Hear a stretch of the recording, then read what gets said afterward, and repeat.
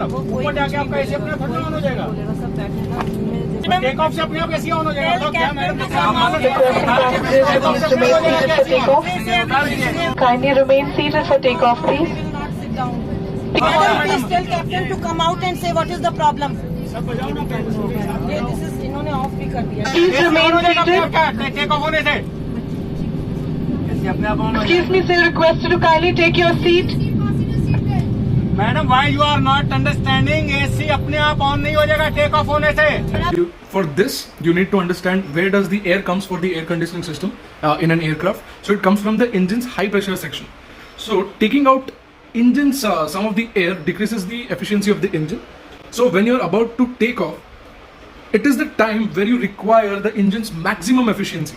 At that time, if you take some of the air for the air conditioning system just for the little inconvenience of the passengers, it is very risky to take some amount of engine during the most crucial stage of the aircraft phase, which is the takeoff.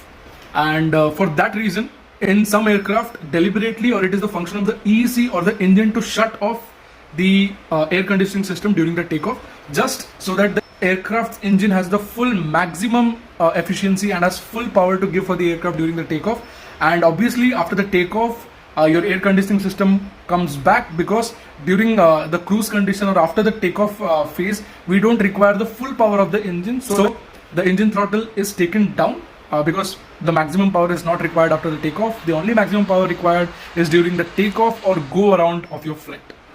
So the passengers or the people should build up some patience, because anything in the aviation is for a reason and not just there